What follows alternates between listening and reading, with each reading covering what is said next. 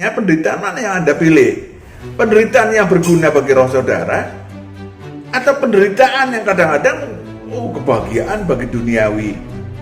Penderitaan yang sesungguhnya menopang cita-cita ilahi saudara untuk menjadi anak Allah, atau sebaliknya.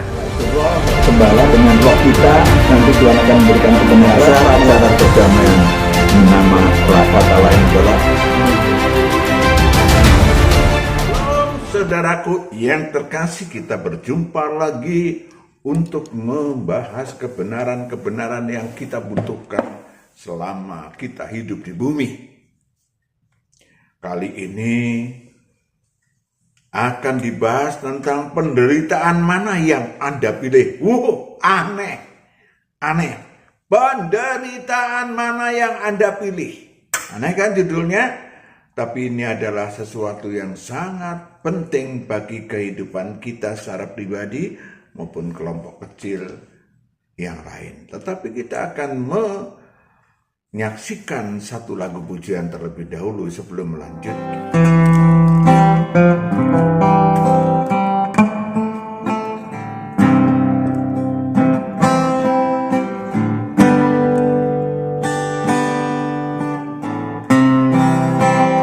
Di tengah ombak dan arus pencobaan,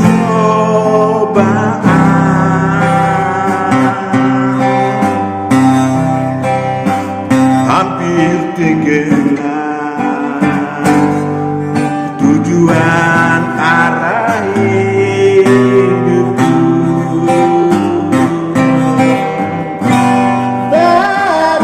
Bagaikan kapal yang selalu diombang-ambingkan, mengharap kasihnya seolah-olah tiada mampu.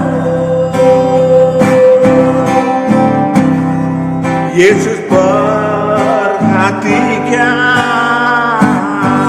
kehidupan setiap orang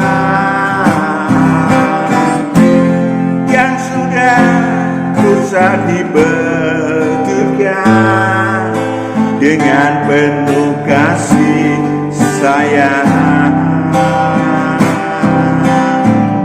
Yesus perhatikan ketetesan air mata.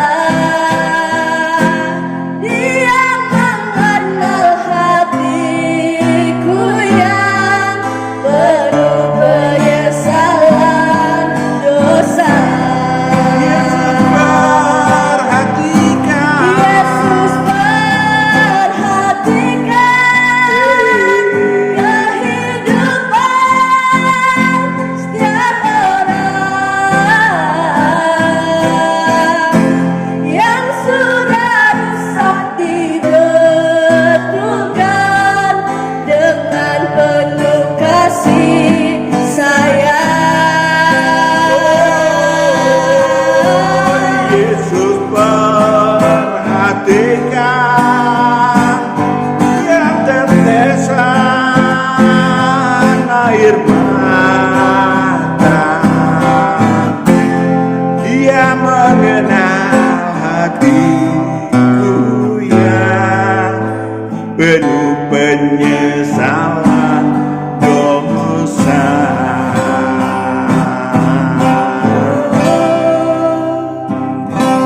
Dia mengenal hatiku yang penuh penyesalan dosa.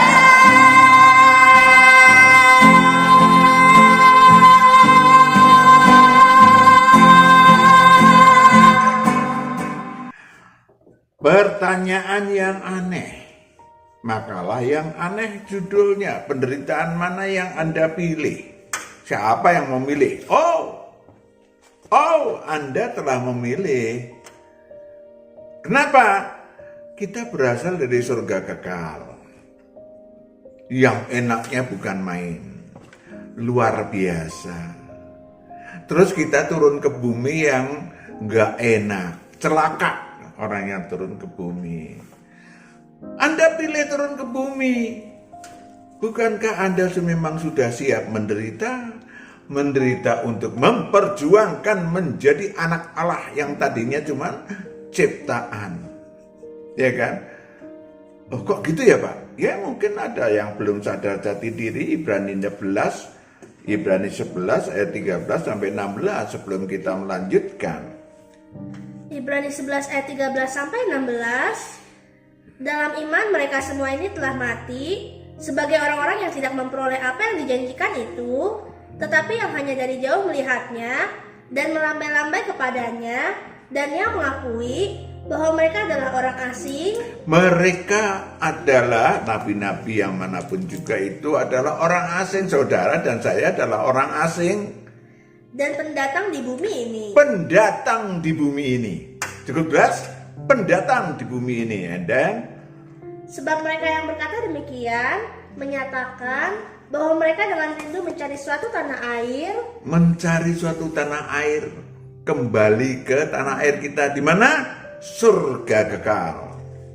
dan kalau sekiranya dalam hal itu mereka ingat akan tanah asal, Kalau roh saudara rindu untuk pulang ke tanah asal, berarti kan sekali lagi, maka yang telah mereka tinggalkan, maka mereka cukup mempunyai kesempatan untuk pulang ke situ. jadi kalau saudara pengen pulang ke tanah air surga kita, roh kita, maka saudara kalau sudah memang mendaftarkan diri pengen balik ke sana, Tuhan peduli.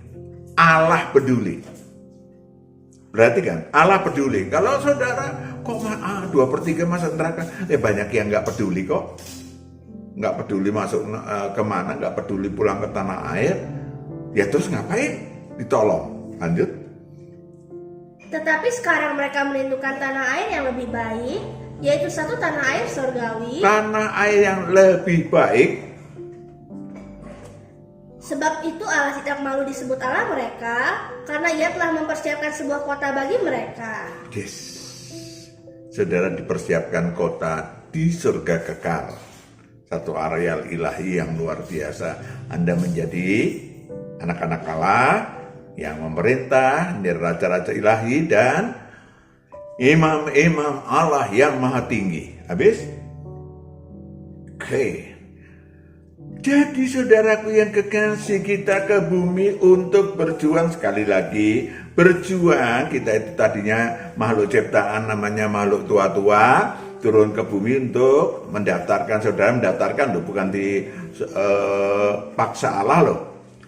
Saya dan roh saya dan roh saudara mendaftarkan untuk memperjuangkan diri menjadi naik tingkat dari ciptaan menjadi anak Allah. Itu makanya dari awal kita memang sudah siap menderita. Ya, siap menderita. Maka mulai sekarang kita harus memahami,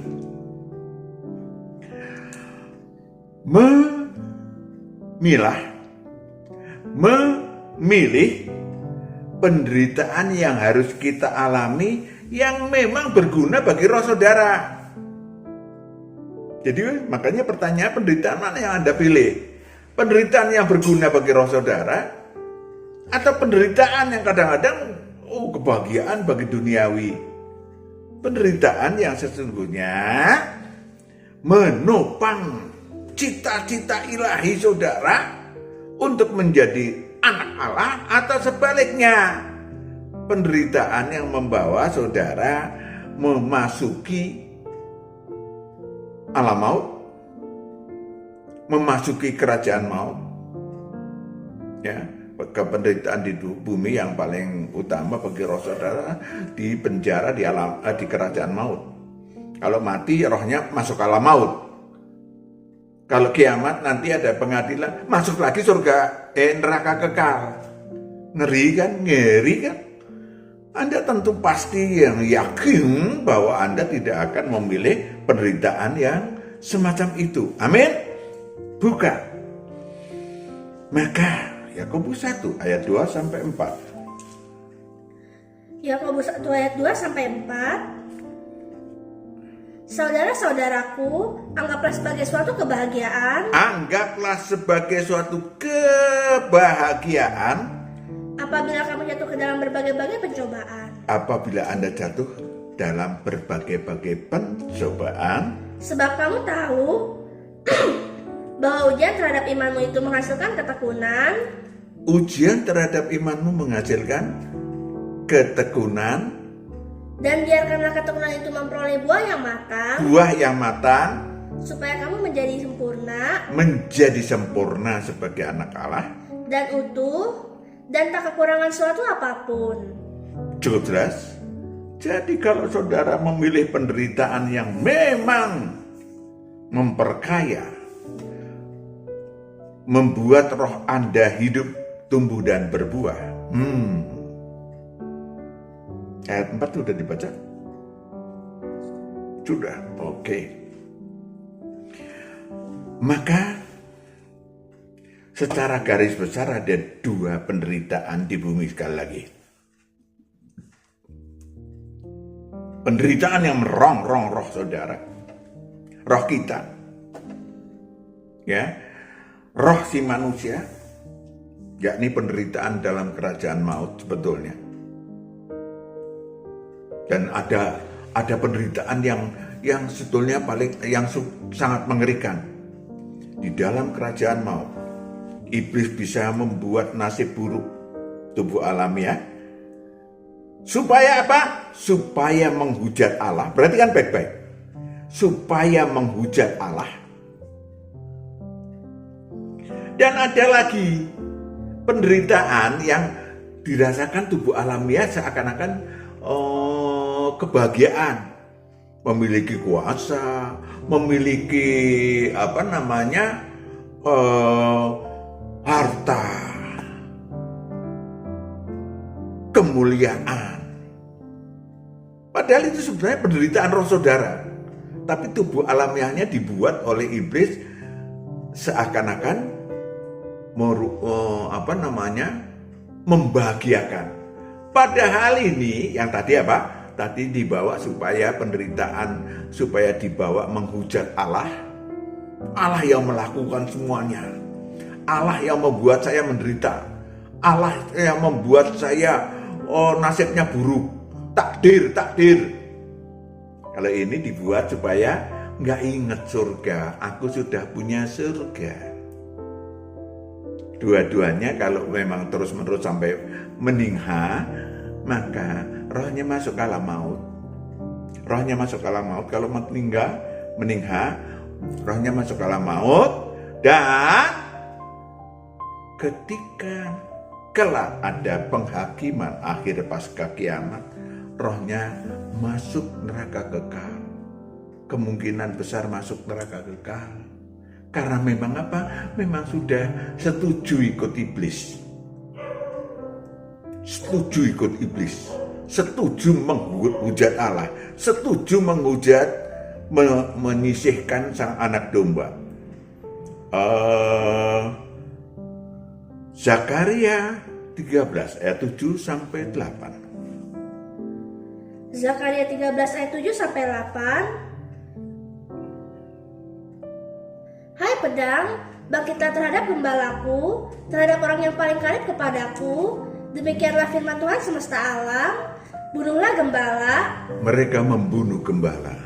Siapa gembala? Gembala adalah sang anak domba yang memimpin kita turun ke bumi dari surga kekal untuk diajarin aneka kebenaran. Lanjut.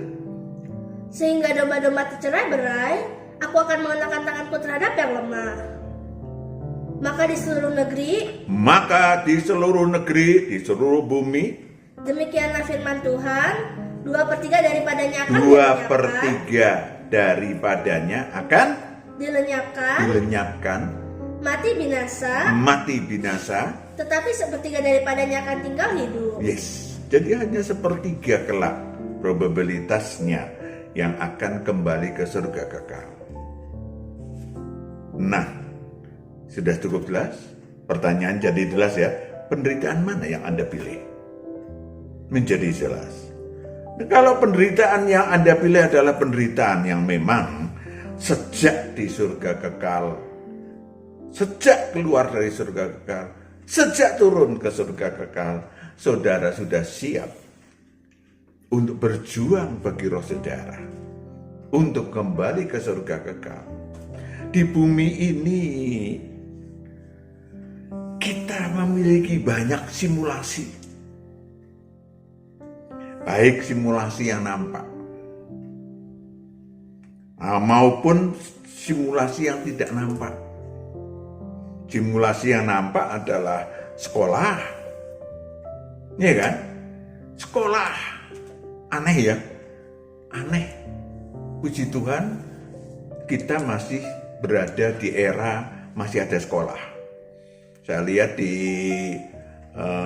Disney World ada simulasi bahwa nanti tahun 3000, sekarang berapa sih? 2026 ya. Tahun 3000 nanti udah nggak ada sekolah. Yang tinggal di bulatan-bulatan, ya, digambarkan oleh mereka. Tangannya pendek karena kebanyakan HP, jari-jarinya pendek, itu. Terus kalau mau lihat sekolah zaman dulu, zaman sekarang ini, itu lihat di pencet aja, pencet sekolah. Kalau mau sekolah tinggal pencet lagi sekolah, ya pencet. Nggak ada sekolah. Nah sekarang ini kita mumpung masih ada sekolah, kita tahu ada keanehan. Sekolah bayar, kita harus belajar. SD, SMP, SMA, S1, S2, S3, belajar setiap hari kecuali Sabtu dan Minggu. Ya, zaman saya kecil SR itu masih ada sekolah sehari Sabtu. Ya, belajar. Kalau zaman dulu gurunya tanda kutip kejam-kejam. Ya, membawa penggaris yang panjang dari kayu. Ya, kalau dihukum pantatnya suruh ini tempak. Saudaraku yang kekasih, udah bayar lagi. Nah ini dia, kenapa kok mau? Ya kok mau? Karena mau pinter. Karena mau naik tingkat, naik strata.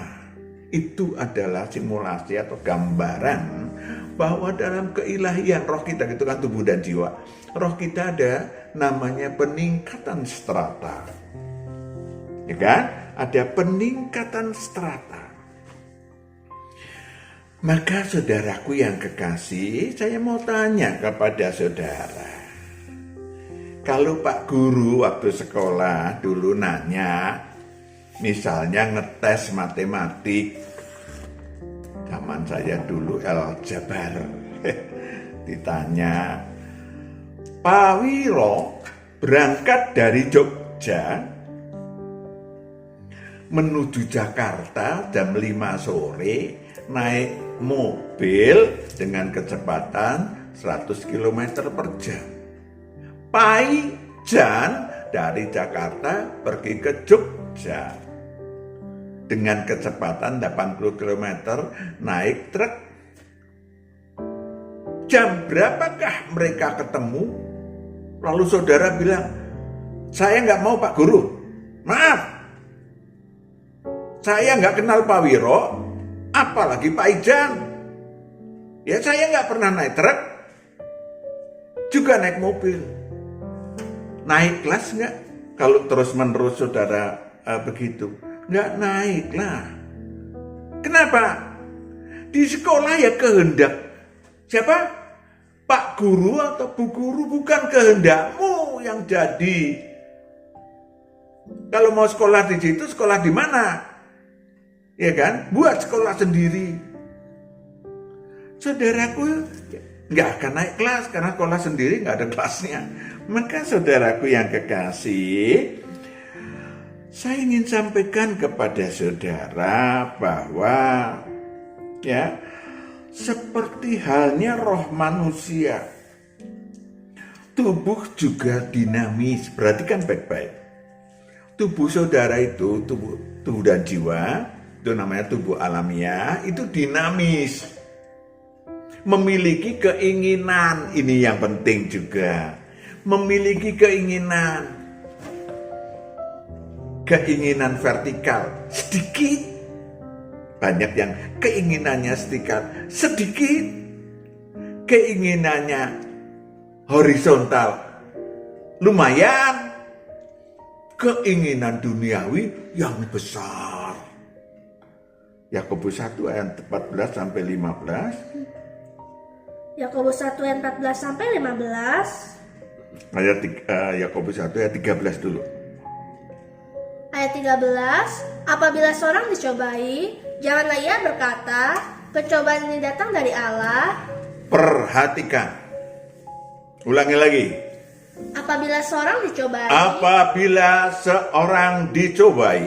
janganlah ia berkata, pencobaan ini datang dari Allah. Pencobaan ini datang dari Allah. Sebab Allah tidak dapat dicobai. Allah tidak dapat dicobai oleh yang jahat, dan ia sendiri tidak mencobai siapapun.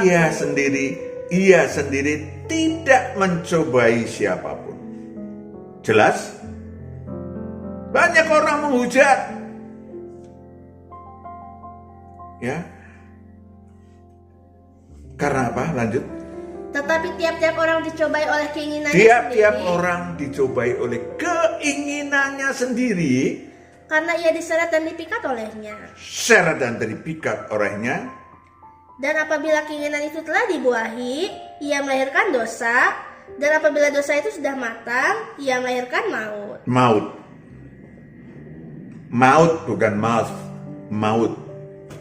Saudaraku yang kekasih, itu yang terjadi jika, perhatikan baik-baik, jika terbiasa kehendakku yang jadi, bukan kehendak Allah. Itulah kehendakmu, dosa dan maut, kehendak tubuh alamiahmu. Maka Tuhan Yesus mengatakan, roh penurut, ya waspadalah, roh penurut tubuh alamiahmu apa? Lemah. Tubuh alamiahmu lemah, ya kayak gitu. Ya, selain menyalahkan Allah, menghujat. Nah ini zalon-zalon menuju neraka. Maka mari saya ingatkan yang pertama, jangan terbiasa egosentris. Jangan terbiasa kehendakku yang jadi. Biasakanlah koreksi diri, mawas diri, lalu katakan kehendakmu yang jadi. Sehingga Tuhan akan memberikan kepada Anda dan saya kebenaran. Cukup jelas? Jadi saudaraku yang kekasih, ingat lagi bahwa kita yang kedua adalah penderitaan ikut Kristus. Kalau kayak tadi penderitaan dalam kerajaan, di dalam kerajaan maut, di bawah kuasa iblis sejak zaman Adam, ya, di bawah kuasa iblis. Bagaimana Kain membunuh Habil? Ya, Kain membunuh Habil hanya karena iri. Tuhan Yesus dibunuh di Israel karena tokoh-tokoh religi mereka iri. Saudaraku yang kekasih, jadi sesungguhnya apa yang disebut penderitaan dalam kerajaan maut, penderitaan di bawah tekanan iblis, sekali lagi saya sampaikan ada dua. Penderitaan nasib buruk, tubuh alamiah, rohnya terpenjara dalam kerajaan maut, tubuh alamiahnya dibuat supaya nasibnya buruk, Ya. Wahyu 13 ayat 10, nasibnya buruk. Ada lagi, tapi baca dulu. Wahyu 13 ayat 10, barang siapa ditentukan untuk ditawan, Mereka menentukan, kalau udah ditawan di dalam kerajaan maut, mereka menentukan terus. ia akan ditawan. Barang siapa ditentukan untuk dibunuh dengan pedang, ia harus dibunuh dengan pedang. Itu penderitaan dibunuh dengan pedang terus. Yang penting di sini ialah ketabahan dan iman orang-orang kudus. Yes. Atau ditawan. Ditawan itu cara menawan gimana? Lukas 4 kalau nggak salah ya. Ayat 5 sampai 7. Perhatikan ini penting, makanya dibawa firman-firmannya supaya saudara ingat. Lukas 4 ayat 5 sampai 7. Kemudian ia membawa Yesus ke suatu tempat yang tinggi, dan dalam sekejap mata yang memperlihatkan kepadanya semua kerajaan dunia. Semua kerajaan dunia yang diperlihatkan oleh iblis untuk dicontohkan bagaimana Yesus menghindar anak manusia, menghindari ya tawaran iblis untuk Kata iblis kepadanya, segala kuasa itu serta kemuliaannya segala kuasa itu serta kemuliaannya akan kuberikan kepadamu. akan kuberikan kepada, udah kayak iblis saya, akan kuberikan kepadamu, Sebab semuanya itu telah diserahkan kepadaku, sebab semua itu serahkan padaku. dan aku memberikannya kepada siapa saja yang kukehendaki. Kuberikan kepada siapa yang kukehendaki, asalkan.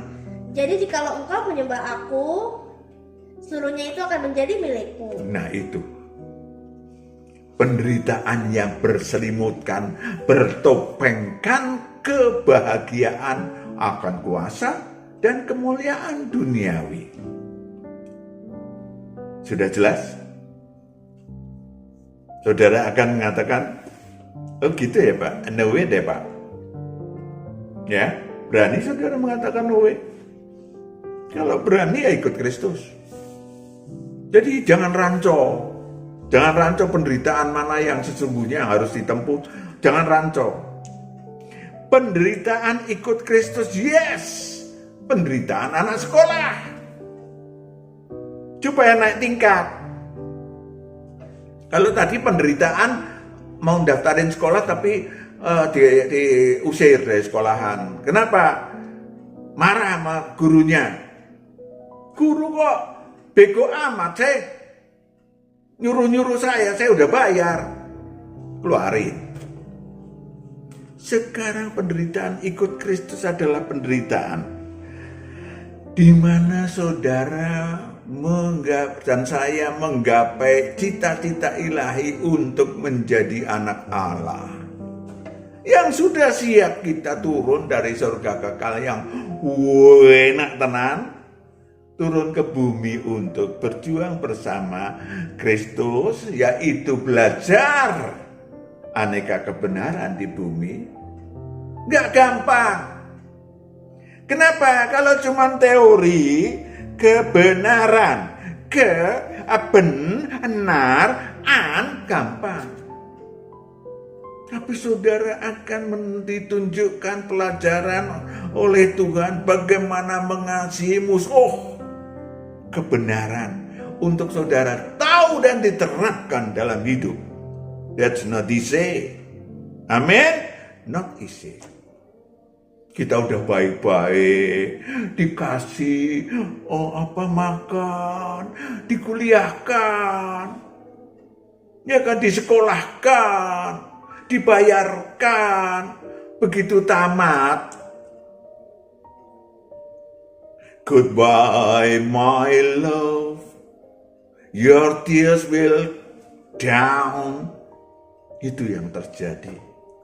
Dan saudara, lulus? Enggak. Saudara belajar kebenaran mengasihi musuh aja enggak lulus. Enggak lulus-lulus. Iya kan? Enggak gampang. Banyak. Ya, kenyang Pak Matius dan keluarga dihujat, kenyang. Dan itulah upah ilahi yang kami terima. Kami pelajarin semua kebenaran. Dan kami terapkan. Kami mencoba menerapkan. Karena itulah rapotnya yang tertulis. Bukan teorinya. Itu baru sepotong dari kitab yang harus kita pelajarin di bumi. Namanya kitab apa ya? Wahyu 5 ayat 1 sampai 2 coba. Wahyu 5 ayat 1 sampai 2. Maka aku melihat di tangan kanan Dia yang duduk di atas takhta itu sebuah gulungan kitab yang ditulisi sebelah dalam dan sebelah luarnya. Sebuah gulungan kitab yang ditulisi sebelah dalam dan sebelah luarnya. Dan dimeterai dengan 7 meterai. Dimeterai dengan 7 meterai, tak terhingga banyaknya kebenaran. Lanjut. Dan aku melihat seorang malaikat yang gagah, yang berseru dengan suara nyaring. Katanya, siapakah yang layak membuka gulungan kitab itu? Siapakah yang layak membuka gulungan kitab itu? Dan membuka meterai-meterainya.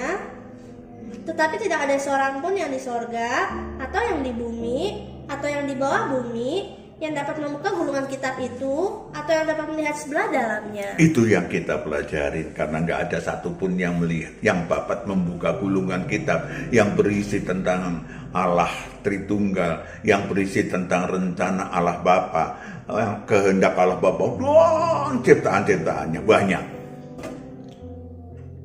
Ya, kita akan belajar sebagai calon anak-anak Allah yang di bumi untuk nanti kembali ke surga kekal.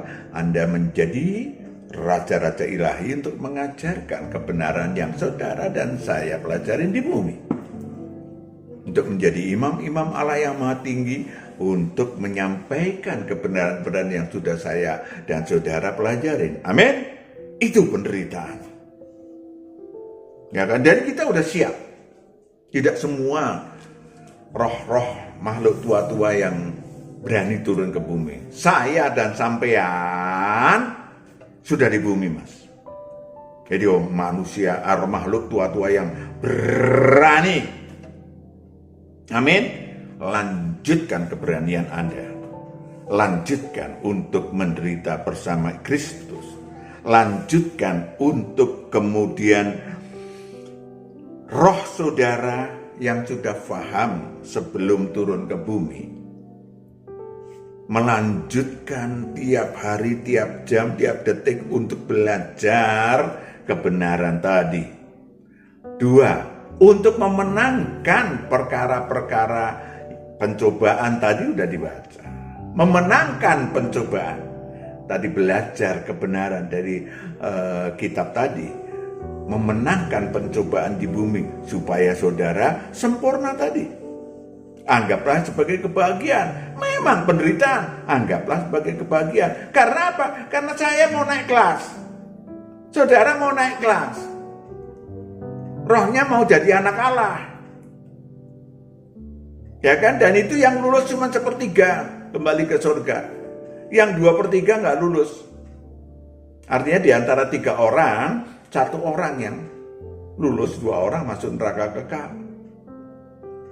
Yang ketiga adalah bahwa saya dan saudara tetap mempelajari, mengimani Allah Tritunggal. Kalau saudara belum paham ya Allah Bapa, Allah yang Akbar, Allah yang Esa, no problem. Ya, kalau saudara ini mulai taat, ini penderitaan. Kalau saudara anggap penderitaan. Tapi kalau saudara anggap sebagai alhamdulillah, puji Tuhan bahwa saya masih mau, Tuhan masih mau, Allah masih mau memerintah saya, ngomong sama saya. Kasihlah orang itu. Ini Tuhan, soalnya dia menghina saya. Berani nggak saudara? Emosi saudara dibuang. Dendam, benci dibuang, lalu kehendaknya yang jadi. Saudara katakan terima kasih ya Allah, terima kasih ya Tuhan masih mau berbicara dengan saya. Amin. Persiapkan diri saudara. untuk memilih penderitaan yang dari Tuhan, supaya saudara naik tingkat, lolos, dan pulang ke surga kekal sebagai anak Allah. Amin. Kita berdoa. Hamba serahkan anak-anakku yang hadir mendengarkan, menyaksikan YouTube Ilahi ini. Engkau yang memberkati, Engkau yang menggembalakan perjalanan hidup mereka bersama kami. Di dalam Kristus Yesus kami telah berdoa, bersyukur. Amin. Tuhan berkati. Shalom.